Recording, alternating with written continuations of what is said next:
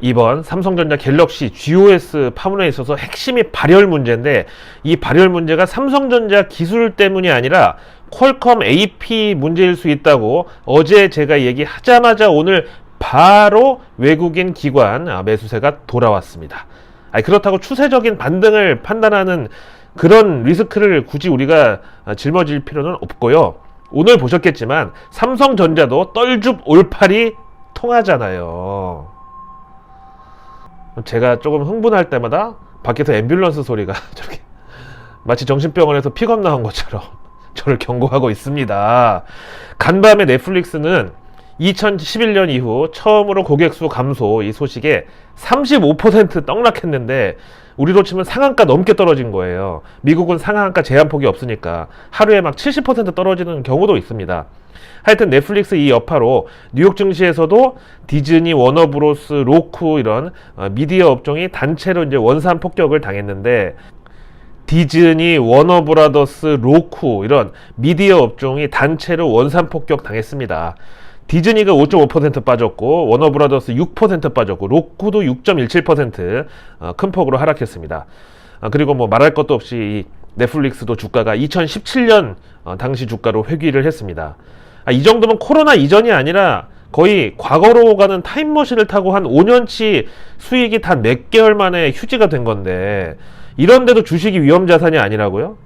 이런데도 미국 주식 장기 투자는 무조건 승리한다고요? 그리고 하루 만에 35% 하락한 거, 이것도 뭐 그까짓 거 뭐 하루에 한 1.5%씩 한 달만 오르면 다 회복된다고 그렇게 생각하면 정말 오산인 이유가, 35% 하락을 만회하려면 35% 올라가지고는 안 되고요, 50% 넘게 올라야 원금이 회복됩니다. 주식 투자를 복리의 마법이라고 거의 뭐 과자 질소 포장급으로 부풀리는 사람들이 있는데, 복리의 마법이란 거는 원금이 보장되는 예적금에나 의미가 있지, 원금이 하루아침에 100% 손실 날 수도 있는 위험자산 그 주식에다가 복리를 적용하는 게 이게 거의 사기나 마찬가지입니다. 게다가 오를 때만 복리가 아니라 앞에 본 대로 하락할 때도 사실상 복리잖아요. 만약에 이제 마이너스 50% 난 종목 있잖아요. 그럼 똑같이 50% 오르면 본전이 아니라 100%를 올라야 그 금액이 되는 거라니까요. 원금이 줄어들었으니까 당연히 같은 수익률로는 복구가 안 되는 거죠. 아무튼 이 넷플릭스 여파로 우리 증시는 오늘도 엔터주, 드라마 제작사들 이틀 연속으로 매도 폭탄 맞았습니다. 그 중에서 하이브의 경우는 어제 5.7%가 하락했고, 오늘 개장 초에 겨우 한 0.7% 정도 상승 출발하니까 대형 채널에서 개장 방송하는 그 청나라 때 왕서방한테 호객행위하는 거간꾼 닮은 그 사람이 오늘 하이브 출발이 좋네요 막 이지랄. 결국 개장 초에 한 1% 정도 반등하는 듯 하다가 바로 2시간 만에 마이너스로 꼬라박았습니다. 그래서 떨줍 올파를 해야 된다고. 이 하이브 만에 하나 BTS 군 면제 소식 나오면 지금으로서는 그게 유일하게 남아있는 호재인데, 그거 나와서 급등할 때 마지막 탈출 기회로 생각하셔야 된다고요.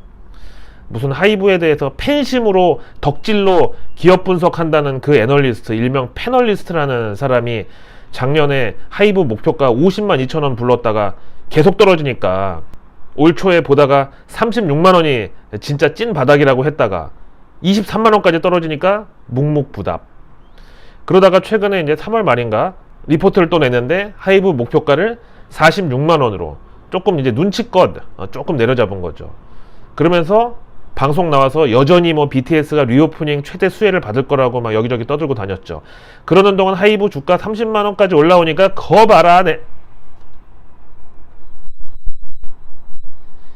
봐라, 내 말대로 돼가지 않냐고 또 호객행위를 하고. 근데 실상은 이렇게 개인들이 이제 드디어 가나보다 막 달려들 때 기관들은 물량 계속 던졌고 30만원 밑으로 다시 꼬라박으니까 그때는 이제 신용 미수 늘어나고 또 이거 털어먹겠다고 공매도 수량 같이 늘어나면서 수급 왕창 꼬이고, 차트도 지금 완전히 뭐 하락 추세로 자리 잡았죠. 그러면서 오늘 주가는 26만 1,000원까지 내려왔습니다. 그러나 정작 본인은 BTS 라스베이거스 원정기 만들러 뭐 미국 출장 간다고? 참나. 그 출장비 최소한 돈 1,000만 원 이상 들 텐데 그 돈 어디서 난 거예요? 결국 대형 채널 협찬 들어간 거 그거 다 구독자들이 몰아준 거고, 그 다음에 목표가 50만원 그거 보고 불나방처럼 달려든 개인들 그 수수료, 신용융자, 이자 이런 걸로 다 대준 거지. 하여튼 넷플릭스 이슈는 일단 한국 증시에서 기계적으로 매도가 쏟아지면서 기관들이 뭐 넷플릭스랑 키 맞추기 차원에서 같은 업종 대표주를 팼다고 뭐 볼 수는 있는데, 사실 넷플릭스가 가입자 수는 뭐 코로나 기간 동안에 워낙 많이 늘어났으니까 다시 줄어들 수도 있어요. 근데 이걸 넷플릭스 측에서 예상 못했던 일도 아닐 거고, 대신에 넷플릭스는 이 가입자 광고, 이런 가입자 감소를 광고 삽입 같은 걸로 이제 만회한다는 그런 계획이고, 특히 이제 오징어 게임으로 한 방을 보여줬던 우리 한국을 비롯해서 아시아 시장에서의 투자를 늘릴 것으로 예상되니까 우리 K 컨텐츠 제작사들한테는 호재로 해석해도 저는 무리가 없다고 봐요. 하지만 절대 중기 이상 장기 투자는 금물, 무조건 수익 나면 파는 게 습관이고, 왜? K 주식은 그 어떤 대형급 호재도 선반영, 그 한마디면 다 끝나기 때문에. 런하 반갑습니다. 오늘도 평화로운 K 증시에 또 해프닝 하나가 튀어나왔습니다. 한때 남북 경협주로 주목받았던 이화전기라고 있는데, 저도 이거 한번 샀다가 손절한 게 한 10년 된 것 같은데, 아무튼 오늘 유상증자를 발표했는데 현재 발행 주식수가 8,300만 주인데 이번에 그 절반이 넘는 4,800만 주를 유상증자한다고. 거기다가 여기 액면가 이제 200원인데 지금 주가가 1,200원이니까 그거 감안해가지고 주당 900원에 주주배당 유상증자한다고. 참나, 이거 물린 사람은 이거 물 안 탈 수 없고, 그렇다고 수익 나고 있는 사람도 지금 1,200원인데 이 디스카운트를 안 받으면 막 손해보는 것 같고. 야, 아니 이게 종이장사가 아니면 뭐예요. 어느 날 기습적으로 이사회 열어가지고 자기들끼리 그냥 몇 마디 하고 박수 짝짝짝 몇 번 치고 바로 주식 발행되는데, 어떻게 주식이 가치 저장 수단으로서의 기능이 있을 수가 있겠냐고요. 오늘 우리 증시 전반적으로 상승장이 펼쳐졌는데, 그 중에서도 특히 폐배터리 관련주가 업종별 상승률 1위, 정말 눈에 띄는 강세. 이거 어제 미리국에서 얘기했잖아. 과기부에서 오늘 배터리 분야 국가 필수 전략 기술 연구 현장 방문이 있다고. 이거 뉴스 기사에 띄우기 얼마나 좋은 주제냐고. 그것까지 미리 다 얘기했잖아요. 그러면서 2차 전지 소재 가격이랑 전기차 충전 인프라 확충이 지금 만만치 않다. 그러면서 이제는 폐배터리가 더더욱 비싼 몸이 된다. 그래서 폐배터리라는 용어조차도 바뀌어야 된다. 그러면서 미국에서 중고차를 유주득하라고 안 하고 프리오운득하라고 한다고. 그것까지 미리 어제 다 얘기했잖아. 그리고 오늘 폐배터리 관련주들 급등. 그 다음 오늘 홍남기 부총리가 스페인 재무장관이랑 면담을 갔는데, 최근에 스페인은 수소 연료전지 수요가 급증하고 있다고 어제 미리 얘기했는데, 오늘 우리 증시 수소 연료전지 이쪽 테마 곧바로 급등하면서 반응을 했고, 그 다음으로는 어제 내일뉴스에서 아프리카 돼지열병 관련 정책 토론회가 오늘 환경부 주최로 열린다고 미리 얘기했잖아. 그 결과 오늘 구제역 광우병 수혜주 그리고 수산물 관련주까지 그대로 급등했습니다. 근데 이 수산물 관련주는 제가 진짜 작년부터 마르고 닳도록 얘기해왔는데, K푸드 중에서 가장 큰 포텐셜을, 그러니까 잠재력을 갖고 있는 게 바로 이 K시푸드다, K수산물이다. 이건 지금도 진짜 변함없는 제 어떤 소신과도 같은 그런 건데요. 이 중동 형님들이 사막에서 낙타 타고 가다가 중간에 보리굴비에다가 녹차물 밥 말아가지고 후루룩 이거 맛들리면 이거 못 끊는다. 게다가 보리굴비는 할 날도 필요가 없잖아. 그리고 해산물 좋아하는 이태리에서 해장용으로 우리 한국산 매생이 들어간 파스타, 메르보나라 이거 한번 맛보면 이거 끝장난다. 피자도 토핑에다가 몸에 좋은 우리 두릅 올려가지고 두루곤졸라 이거 끝난다고. 그리고 유럽에서도 그 맛대가리도 없는 피시앤칩스 대신에 우리 튀각이랑 가래떡 이 조청 찍어서 이거 한번 맛들리면은 축구장이고 뭐고 이거 다 폭동 일어납니다. 가래떡 처음 찍어서 한 입 먹고 두 번째 찍으려고 하면은 더블 디핑 이거 더럽다고 막 싸움 난다고. 그리고 인구 13억 인도에서 마크니 카레에다가 우리 쑥 들어간 수크니 카레, 그리고 탄두리 치킨에다가 향신료 우리 거 계피 넣어가지고 게두리 치킨, 이거 한번 먹으면 바로 중독돼. 이거 국뽕도 이게 쉬운 게 아니네.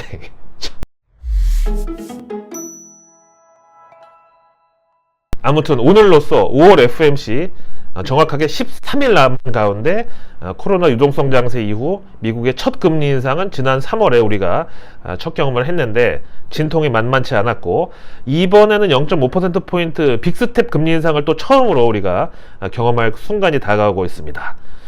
근데 미국의 역대 대통령들 뭐 트럼프, 오바마 그리고 클린턴까지 전부 다 그 연준 금리 인상에 대해서는 가급적 미루라고 하든가 조금 거리두기를 하는 입장이었거든요. 왜냐면 금리 올라가면 아무래도 경기가 좀 약화되면서 성장이나 고용이 둔화되고 그럼 자기네 표 떨어지니까. 심지어 트럼프 때는 연준 의장한테 너 금리 오르면 잘린다고까지 그렇게까지 얘기했었어요. 근데 희한한 게 이번 바이든 정부는 오히려 자기네들이 더 연준 금리 인상을 막 밀어붙이고 압박하고 부추기고 있는 분위기예요. 오늘 블룸버그에 보니까 미국이 올해 11월 중간선거도 있고 내년부터 본격적으로 대선 레이스가 시작되는 이 와중에 바이든 정부의 가장 중요한 과제가 뭐 기후변화, 지정학적 리스크, 코로나 이런 게 아니라 고인플레 압력의 해소라고 경고를 했더라고요. 특히 이제 고물가에 따른 실질소득 감소 상황.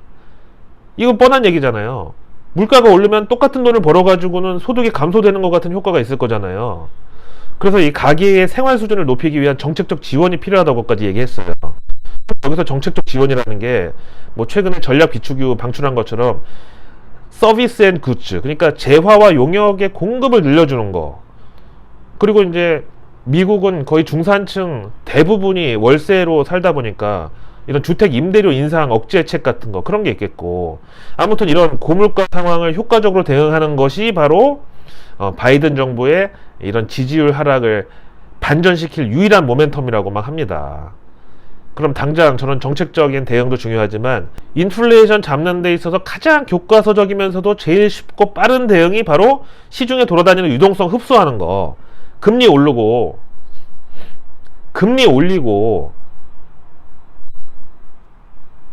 연준에서 긴축 들어가는 거.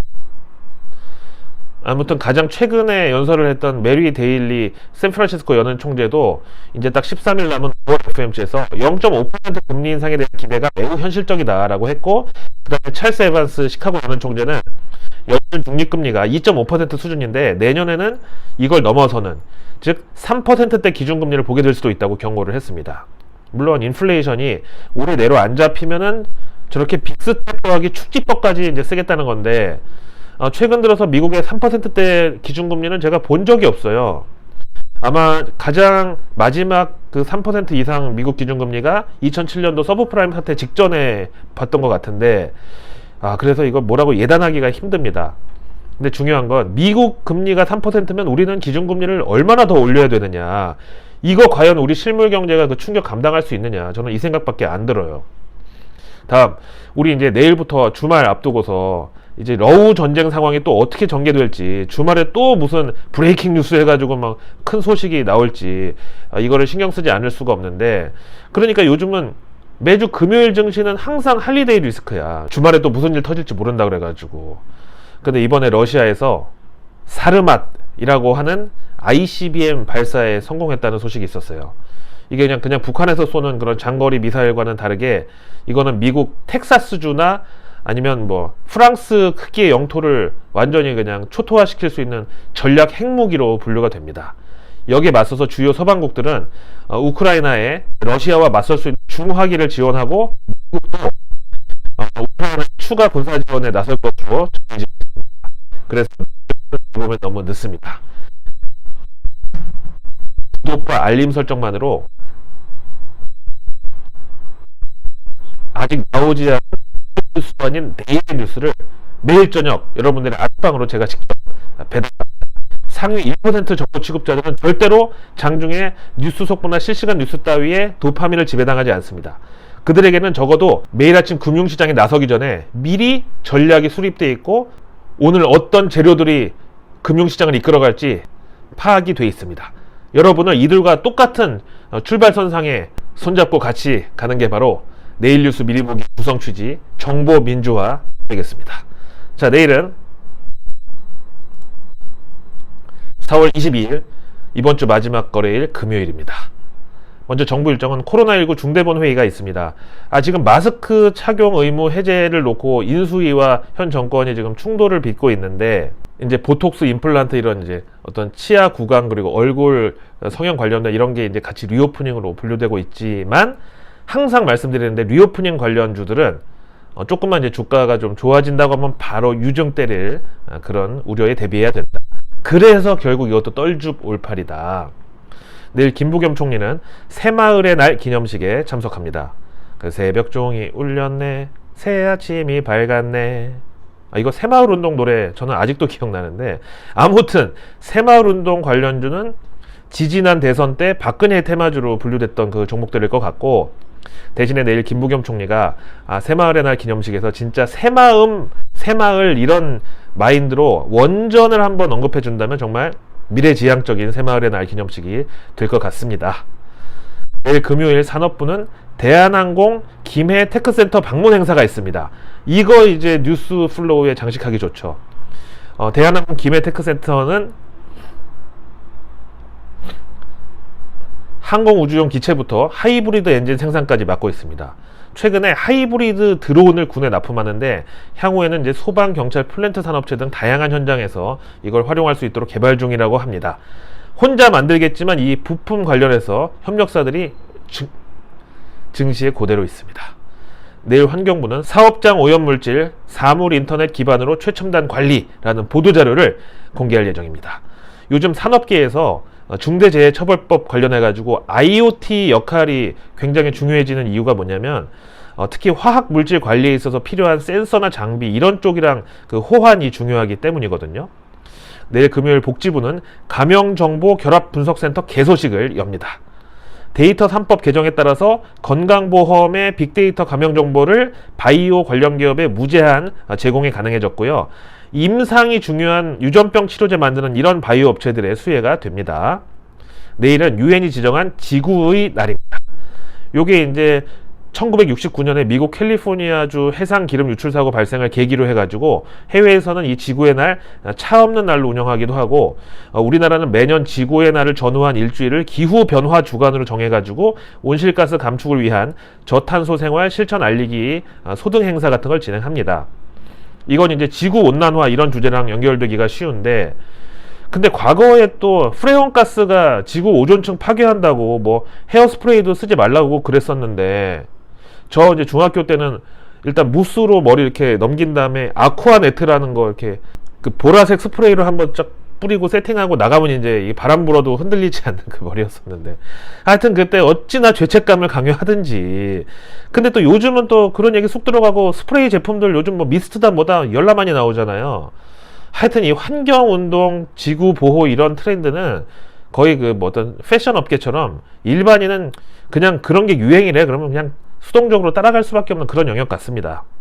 내일 금요일 경제 일정은 2021년 결제 통화별 수출입 동향 나오고, 그 다음에 미국에서 4월 제조업 서비스업 PMI가 공개됩니다. 유로존의 4월 합성 PMI도 나오고, 영국이 내일 3월 소매 판매 공개하는데, 참 영국이 주요 선진국 중에서 제일 먼저 금리 인상 치고 나갔는데 과연 실물 경제의 영향이 어떤지, 마침 5월 FMC를 13일 앞둔 이 시점에서 연준 임원들도 매우 좋은 케이스 스터디로 삼을 것 같다. 그 다음 내일 금요일에 일본에서 3월 소비자 물가 CPI가 나오고 4월 제조업 PMI도 역시 공개됩니다. 그 다음에 내일 데이비드 멜페스 세계은행 총재, 크리스탈리나 게오르기에바 IMF 총재, 응고지 오콘조이 웨알라 WTO 사무총장, 그 다음에 마티어스 콜먼 OECD 사무총장의 연설이 각각 있습니다. 뭐 주제는 뻔한데, 인플레이션 뭐 국제 공조, 인플레이션 대응으로 시작해가지고 러시아랑 중국 뒷담화로 끝나겠죠. 자, 내일 피닉스 평창 워터파크가 개장을 한다. 사회적 거리두기 해제에 따라서 요즘 용평, 대명, 강원랜드 이런데 워터파크 순차적으로 개장하고 있습니다. 내일 증시 일정은 컴투스가 야구 시뮬레이션 게임 OOTP23을 출시하고요. 내일 공정위에서는 임대주택 화재보험 입찰에서의 8개 보험사 등의 부당한 공동행위 제재 발표가 있습니다. 내일 실적 발표 기업들은 국내 KB금융, 신한지주, 하나금융지주, 현대건설, 현대모비스 이렇게 있는데, 일단 최근에 미국에서 금융주들 실적이 조금 실적 실망이 많이 나왔어요. 우리 국내 금융사들은 어떤지 한번 봐야 되겠고, 그 다음에 내일 미국에서는 Verizon, American Express, Kimberly Clark의 실적 발표가 예정되어 있습니다. 이번 한 주 고생 많으셨고요. 저는 주말에도 뉴스 지켜보고 있다가 우리 구독자분들에게 꼭 필요한, 그런데 아직 상위 1% 정보 취급자들만 알고 있는 것 같은 뉴스가 있다 하면 곧바로 영상 촬영 들어갑니다. 오늘 준비한 내일 뉴스 미리 보기는 여기까지였습니다. 고맙습니다.